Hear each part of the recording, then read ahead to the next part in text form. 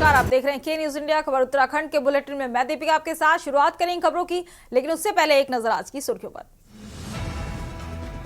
दिल्ली में सीएम पुष्कर सिंह धामी चुनाव प्रचार अभियान। वजीरपुर में बीजेपी प्रत्याशी पूनम शर्मा के पक्ष में किया रोड शो। प्रत्याशी के पक्ष में की वोट की अपील। उत्तराखंड निकाय चुनाव की तैयारी पूरी, कल होगी मतदान, 25 को होगी मतगणना। 5405 प्रत्याशियों के भाग्य का फैसला, 20 लाख करेंगे मतदाता। उत्तराखंड में निकाय चुनाव का प्रचार थमा। सीएम धामी ने 12 दिन में किए 52 चुनावी कार्यक्रम। विपक्ष ने भी झोंकी ताकत। कल निकाय चुनाव के दिन अब पूरे प्रदेश में अवकाश, पहले केवल निकाय क्षेत्रों के लिए थी व्यवस्था। सरकारी निजी प्रतिष्ठानों में रहेगा अवकाश। चमोली के वाइब्रेंट विलेज की 10 महिलाएं दिल्ली में परेड में होंगी शामिल। पीएमओ से मिला न्योता। सभी महिलाएं सीमांत क्षेत्रों में स्वरोजगार से जुड़ी हुई हैं। उत्तराखंड के पहाड़ों में हल्की बारिश और बर्फबारी के आसार। मैदान में शुष्क रहेगा मौसम। मौसम विभाग ने जारी किया है वेदर फोरकास्ट। आप देख रहे हैं के न्यूज, खबरों का सारथी। सीधा आपको लेकर चलते हैं प्रयागराज, जहां सीएम योगी आदित्यनाथ पहुंचे हुए हैं। कैबिनेट की बैठक चल रही है।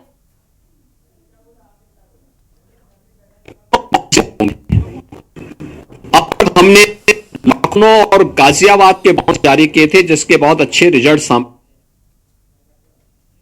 दी है। वाराणसी और आगरा, ये जो म्युनिसिपल कॉरपोरेशन है हमारे, इन 3 महत्वपूर्ण म्युनिसिपल कॉरपोरेशन में तीनों के बॉन्ड जारी होंगे।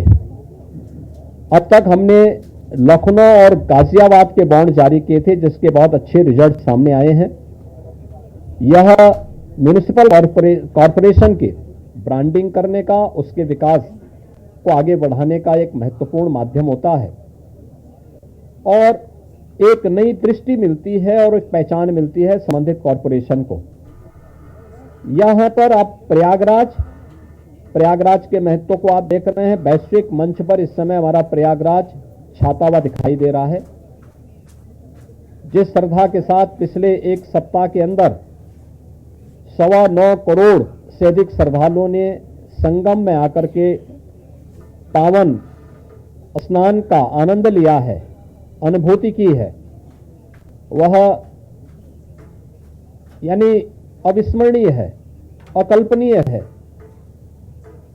तो प्रयागराज म्युनिसिपल कॉरपोरेशन प्रयागराज के लिए एक सुपर स्पेशलिटी हॉस्पिटल के लिए एक बॉन्ड जारी करने जा रहा है। ऐसे ही आगरा के लिए एक बॉन्ड जारी होने जा रहा है। वहां से संबंधित जो आवश्यकता है वहां का म्युनिसिपल कॉरपोरेशन जारी करेगा। और वाराणसी काशी विश्वनाथ धाम आदरणीय प्रधानमंत्री जी की प्रेरणा से बनने के बाद काशी वैश्विक पटल पर छा रहा है। तो स्वाभाविक रूप से 3 म्युनिसिपल कॉरपोरेशन के बॉन्ड जारी करने की कार्रवाई को भी यहां पर आज घोषणा के साथ हम लोगों ने इसको जोड़ा है। मित्रों, प्रयागराज के इस महाकुंभ को ध्यान में रख करके और प्रयागराज के साथ साथ इस पूरे क्षेत्र का एक सस्टेनेबल डेवलपमेंट के कार्यक्रम के साथ जोड़ने की कार्रवाई आदरणीय प्रधानमंत्री जी की प्रेरणा से इसको आगे बढ़ाने के लिए सरकार ने तय किया है कि इसको लेकर के हम लोग जो आदरणीय प्रधानमंत्री जी का विजन है, जैसे लखनऊ में हम लोगों ने स्टेट कैपिटल रीजन लखनऊ और उसके आसपास के जनपदों को मिलाकर के एक डेवलपमेंट का प्लान बनाया है, ऐसे ही प्रयागराज और चित्रकूट को मिलाकर के एक डेवलपमेंट रीजन यहां पे हम डेवलप करेंगे। इसके लिए इंफ्रास्ट्रक्चर के लिए जो महत्वपूर्ण होगा वह एक गंगा एक्सप्रेसवे का एक्सटेंशन हम लोग देंगे। गंगा एक्सप्रेसवे प्रयागराज से मिर्जापुर, मिर्जापुर से भदोई होते हुए संत रविदास नगर होते हुए यह काशी, चंदौली और गाजीपुर में पूर्वांचल एक्सप्रेसवे के साथ जुड़ेगा। इसके अलावा वाराणसी और चंदौली से यही एक्सप्रेसवे सोनभद्र को जोड़ते हुए नेशनल हाईवे के साथ जुड़ेगा। तो यह इंफ्रास्ट्रक्चर की दृष्टि से जैसे प्रयागराज में प्रयागराज चित्रकूट डेवलपमेंट रीजन यहां पे हम लोग तैयार करने जा रहे हैं, वैसे ही वाराणसी में भी वाराणसी बिंद एक डेवलपमेंट रीजन वहां भी डेवलप करने की कार्रवाई पर नीति आयोग के साथ मिलकर के इस कार्यक्रम को तेजी के साथ आगे बढ़ाया जा रहा है। तो ये डेवलपमेंट के वे रीजन होंगे जो वास्तव में यहां की न केवल पर्यटन की दृष्टि से बल्कि आर्थिक उन्नयन में और यहां पे रोजगार सृजन में बड़ी भूमिका का निर्वहन करेंगे। उस प्रकार का इंफ्रास्ट्रक्चर की दृष्टि से एक्सप्रेसवे एक तो ये एक्सटेंशन हम लोग इसको करने जा रहे हैं जो प्रयागराज बिंद और काशी एक्सप्रेसवे के रूप में इसे हम लोग जानेंगे। दूसरा है चित्रकूट और प्रयागराज के गंगा एक्सप्रेसवे को जोड़ने के लिए बुंदेलखंड एक्सप्रेसवे को गंगा एक्सप्रेसवे के साथ यहां पर भी जोड़ने की एक कार्रवाई को आगे बढ़ाना, जो चित्रकूट की दूरी को प्रयागराज के साथ जोड़ सके और रीवा हाईवे जो नेशनल हाईवे है, इस हाईवे को भी एक सुविधा इस एक्सप्रेसवे के साथ, गंगा एक्सप्रेसवे के साथ या फिर बुंदेलखंड एक्सप्रेसवे के साथ जुड़ने का एक अवसर प्राप्त होगा। तो ये दो महत्वपूर्ण के साथ साथ प्रयागराज की अपनी आंतरिक चैलेंजेज हैं, ट्रैफिक के चैलेंजेज हैं, और इसमें हम लोगों ने अभी से यहाँ पर पहले आदरणीय प्रधानमंत्री जी की प्रेरणा से भारत सरकार के राष्ट्रीय राजमार्ग विभाग ने लखनऊ रायबरेली होते हुए प्रयागराज की दूरी को बहुत आसान किया है, जिसमें गंगा नदी पे एक 6 लेन का ब्रिज भी बन रहा है।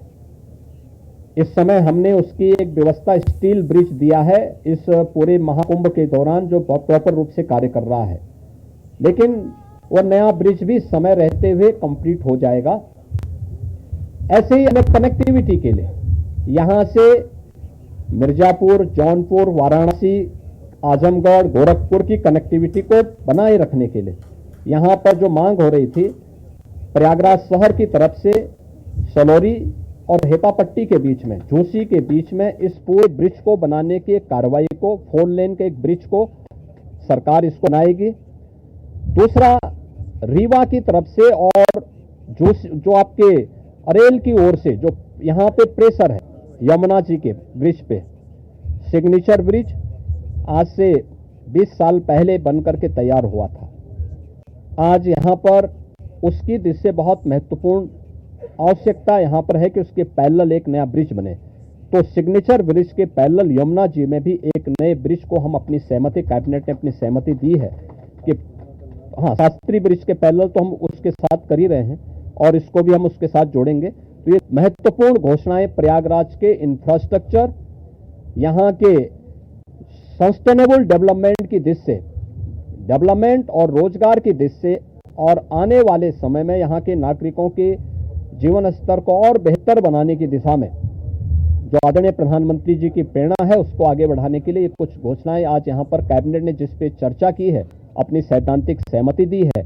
और मुझे पूरा विश्वास है कि अगली बार जब कुंभ के साथ उत्तर प्रदेश जुड़ेगा तो इन सब इंफ्रास्ट्रक्चर का लाभ आने वाले श्रद्धालुओं को प्राप्त होगा। मैं आप सबका एक बार फिर से अपने मंत्री परिषद के सभी साथियों की ओर से हृदय से स्वागत करता हूं, अभिनंदन करता हूं। कहाँ गए भाई राजभर जी, और ये कहाँ गए अपने आशीष पटेल जी, निषाद राज, कहाँ हैं लोग?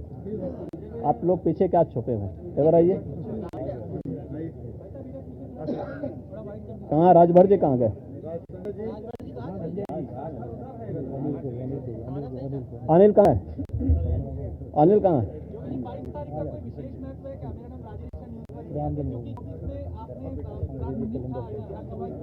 हाँ, तो इसीलिए तो यहाँ पे ये प्रभु की ही कृपा है। प्रभु आज ही के दिन 500 वर्षों के बाद अयोध्या में विराजमान हुए थे और आज पहली बार उत्तर प्रदेश का पूरा मंत्री परिषद आज यहाँ पर आया है। और मुझे लगता है कि अगले कुंभ की क्या स्थिति होती है, लेकिन उसका इंफ्रास्ट्रक्चर प्रदेश का ये मंत्री परिषद आदरणीय प्रधानमंत्री जी की प्रेरणा से यहां पर प्रयागराज की धरती पर प्रस्तुत कर रहा है।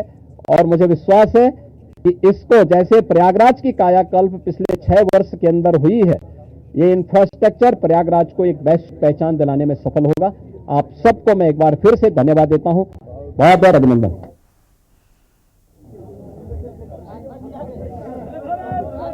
प्रयागराज में कैबिनेट बैठक खत्म हो चुकी और उसके बाद सीएम योगी आदित्यनाथ ने प्रेस कॉन्फ्रेंस की और इस प्रेस कॉन्फ्रेंस के जरिए उन्होंने प्रयागराज में होने वाली बदलाव के बारे में बताया।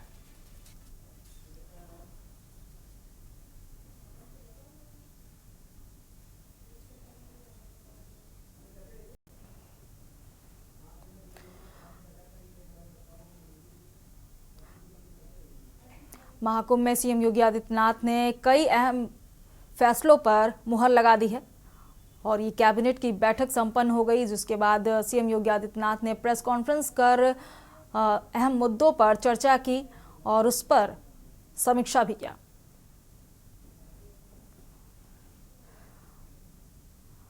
इस बैठक के दौरान 54 मंत्री भी शामिल रहे।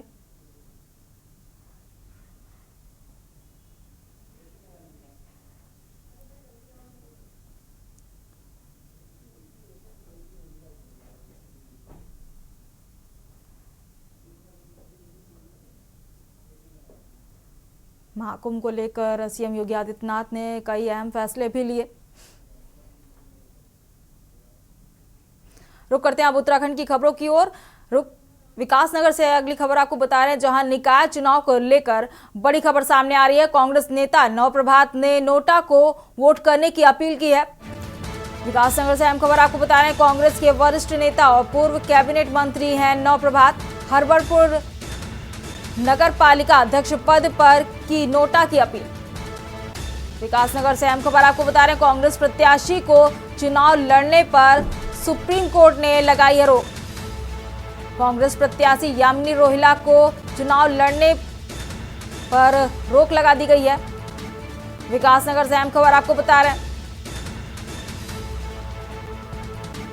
कांग्रेस प्रत्याशी को चुनाव लड़ने पर सुप्रीम कोर्ट ने रोक लगा दी है।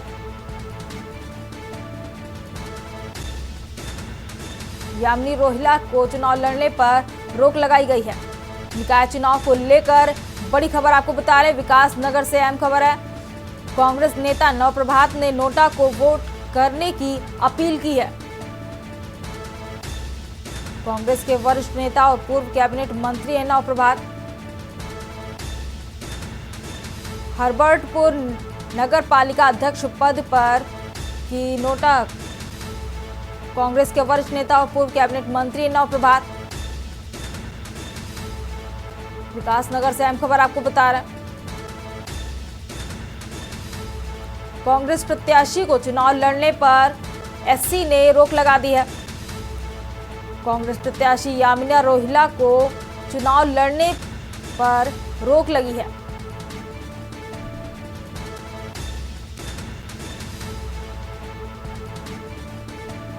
कांग्रेस नेता नवप्रभात ने नोटा को वोट करने की सभी से अपील की है। कैबिनेट मंत्री हैं नवप्रभात।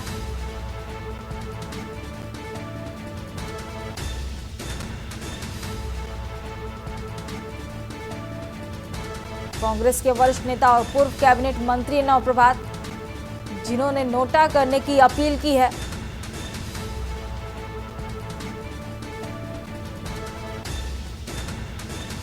कांग्रेस प्रत्याशी को सुप्रीम कोर्ट ने रोक लगा दी है। सर्वोच्च न्यायालय मेरा उन जो कांग्रेस को वोट देना चाहते थे, जो यामिनी रोहिला को अपना आशीर्वाद देना चाहते थे, ये निवेदन है कि वो सर्वोच्च न्यायालय द्वारा प्रदत्त अधिकार का प्रयोग करें। यह अधिकार है उपरोक्त में से कोई नहीं, नन ऑफ अबव, नॉट, जिसको हम नोटा के नाम से जानते हैं। ये हरे मतपत्र पर सबसे नीचे का जो कॉलम है उस पर लगी हुई मोहर नोटा पर लगी हुई मोहर मानी जाएगी। मेरा आप सबसे विनम्र निवेदन है कि परिस्थितियों पर विचार करें, लोकतंत्र की रक्षा की लड़ाई में हमारा साथ दें। हम न्यायालय में इस लड़ाई को आगे जरूर लड़ेंगे, पर अगर हमने 23 तारीख को नोटा का प्रयोग किया तो मतगणना के दिन ये पता लग जाएगा कि हरबर्टपुर नगर पालिका परिषद के कितने सम्मानित मतदाता भाजपा की इस कार्रवाई का हर हृदय से विरोध करते हैं, इस कार्रवाई को नापसंद करते हैं। बढ़ते हैं अगली खबर की ओर। अगली खबर आपको लक्सर से बता रहे हैं, जहां निकाय चुनाव 2025 का मतदान कराने के लिए डीएम सहित अन्य प्रशासनिक अधिकारियों की मौजूदगी में सुबह से ही पोलिंग पार्टियों को रवाना किया जाता रहा। सुबह से ही लक्सर तहसील मुख्यालय पर मतदान कार्मिकों का जमावड़ा लगने लगा। पीठासीन अधिकारियों ने अन्य मतदान कार्मिकों के साथ मिलकर मतदान सामग्री आवंटित कराना शुरू किया। आवंटित सामग्री का मिलान करते हुए मतदान कार्मिक निर्वाचन आयोग के निर्देश पर प्रशासन द्वारा मुहैया कराए गए वाहनों पर सवार होकर गंतव्य को रवाना होते रहे। बता दें कि लक्सर नगर पालिका परिषद का निर्वाचन कराने के लिए 24 मतदेय स्थल बनाए गए हैं। इसी तरह सुल्तानपुर नगर पंचायत के 17 बूथ पर मतदाता मतदान करेंगे। हमारे जो नगर पालिका क्षेत्र लक्सर है, इसमें हमारे 24 बूथ हैं, तो 24 पोलिंग पार्टी जो है उनको सामान वितरण कर दिया है। अभी तक सभी पोलिंग पार्टी अपना जो भी सामान मिला है उसको चेकलिस्ट के अनुसार चेक कर लें। ऐसे सुल्तानपुर में हमारे 17 बूथ हैं, तो वहां पर भी यही प्रक्रिया अपनाई जा रही है। तो अभी सभी पोलिंग पार्टी अपना चेकलिस्ट के अनुसार सामान चेक कर रहा है और थोड़ी देर में ये सब यहाँ से रवाना कर दी जाएंगे अपने अपने पोलिंग बूथ पे। चलिए बढ़ते हैं अगली खबर की ओर। उत्तराखंड में निकाय चुनाव का शोर थम चुका है। अब डोर टू डोर जनसंपर्क चल रहा है। गुरुवार 23 जनवरी को मतदान होना है। 25 जनवरी को मतगणना होगी, जिसके बाद ये साफ हो जाएगा कि छोटी सरकार के लिए जनता ने किस पर भरोसा जताया है। कोटद्वार में मतदान और मतगणना दोनों के लिए तैयारियां पूरी हो चुकी हैं। अधिकारियों ने इलेक्शन में ड्यूटी करने वाले कर्मचारियों को स्पष्ट निर्देश दिए हैं ताकि किसी तरह की कोई परेशानी निकाय चुनाव में न झेलनी पड़े।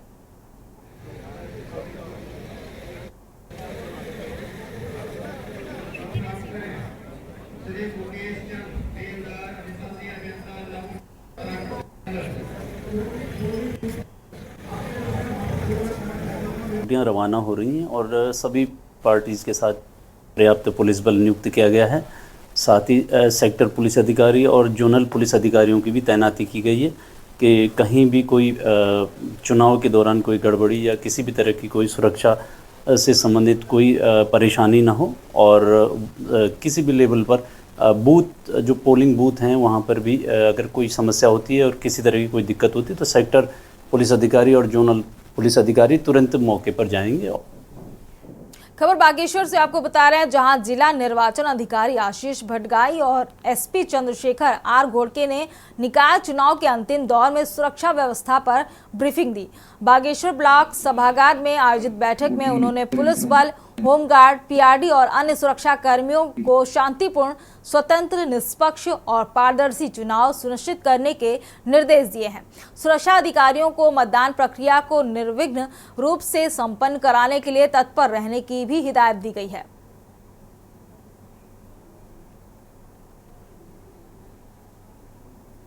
यहाँ पे चुनाव के दृष्टिगत पुलिस फोर्सेस की ब्रीफिंग की गई है। इसमें हमारे सारे sector magistrate, zonal magistrate, sector police officer, zonal police officers और हमारी सारी पूरी टीम यहाँ पर उपस्थित थी। तो समस्त पुलिस बल को चुनाव हेतु निर्देशित किया गया है। साथ ही साथ हमारी पूरी टीम को सारे जितने भी ऑफिसर्स इसमें इन्वॉल्व है उन सबको भी निर्देशित किया गया। आज यहाँ पे आगामी नगर निकाय चुनाव को लेकर आज हमने समस्त पुलिस फोर्स की तथा जनरल और सेक्टर पुलिस अधिकारी तथा जोनल सेक्टर मजिस्ट्रेट की माननीय डीएम साहब के अध्यक्षता में एक समुचित ब्रीफिंग करवाई है। इनको निर्वाचन के ड्यूटी दौरान जो भी इनके दायित्व है उनका कठोरता से और परिपूर्ण रीति से पालन करने के लिए हमने निर्देशित किया है। इनको अपने दायित्वों के बारे में समझाया है, उनकी शंकाओं का निराकरण भी किया है। तो मुझे उम्मीद है कि यह पूरी एक निर्वाचन प्रक्रिया जो है उसको एक शांतिपूर्ण तरीके से, निष्पक्ष तरीके से कराने में बागेश्वर पुलिस और बागेश्वर प्रशासन की पूरी टीम जो है एक टीम वर्क के तौर पर इसमें मुस्तैद है और तैयार है।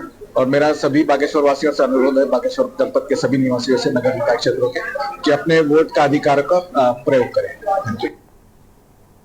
खबर देहरादून से आपको बता रहे हैं, जहां उत्तराखंड में निकाय चुनाव को लेकर आज सभी पोलिंग पार्टियां मतदान केंद्रों के लिए रवाना हो रही हैं।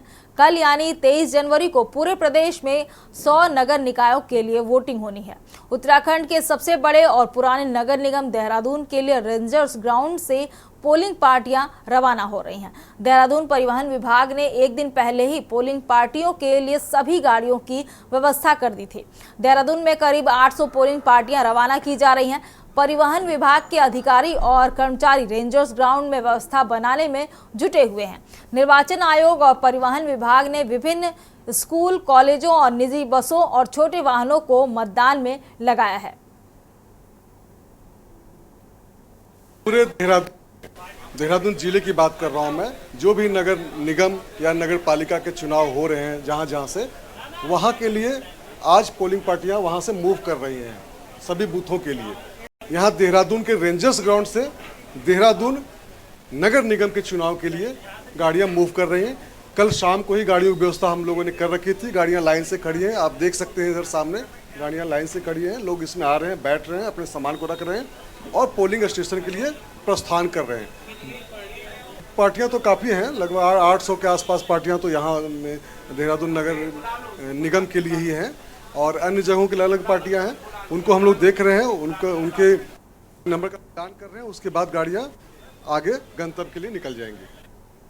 चलिए अब रुक करते हैं अगली खबर का। अगली खबर आपको कोटद्वार से बता रहे हैं, जहां भारतीय जनता पार्टी के राष्ट्रीय मीडिया प्रमुख एवं गढ़वाल से सांसद अनिल बलूनी ने भाजपा से बागी होकर चुनाव लड़ने वाले नेताओं को लेकर बड़ा बयान दिया है। अनिल बलूनी ने साफ किया है कि जो लोग भाजपा से बागी होकर पार्टी के अधिकृत प्रत्याशी के खिलाफ चुनाव लड़ रहे हैं, उनके लिए पार्टी के दरवाजे हमेशा के लिए बंद हो गए हैं। उन्हें किसी भी कीमत पर अब पार्टी में वापस नहीं लिया जाएगा।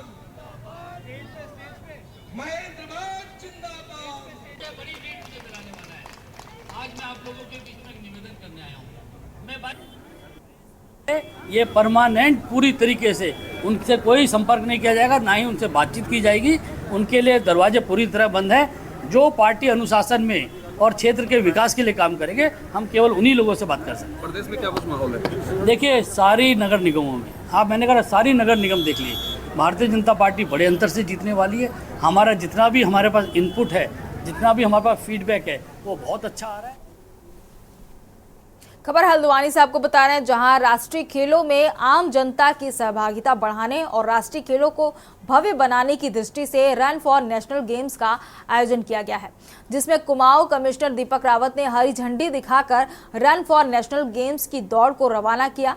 कार्यक्रम में छोटे से लेकर बड़े बच्चों ने प्रतिभाग किया। इस दौरान कुमाऊं कमिश्नर दीपक रावत ने कहा कि राज्य में 38वीं राष्ट्रीय खेलों की मेजबानी मिली है, लिहाजा इस राष्ट्रीय खेलों को उत्सव के रूप में मनाने के लिए जन सहभागिता को बढ़ावा दिया जा रहा है। साथ ही खेलों के लिए भाव माहौल बनाया जाए, इसके लिए खिलाड़ियों को भी प्रोत्साहन किया जा रहा है। इसी के दृष्टिगत आज रन फॉर नेशनल गेम्स का आयोजन किया गया है, जिसमें बच्चों ने और खिलाड़ियों ने बढ़ चढ़कर प्रतिभाग किया।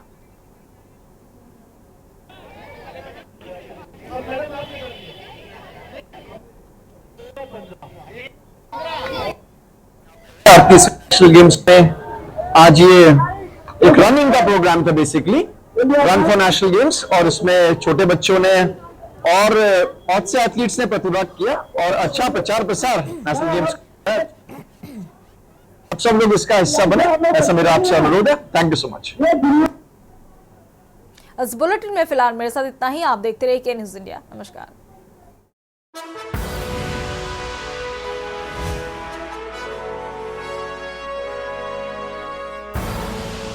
आप देख रहे हैं के न्यूज़, खबरों का सारथी।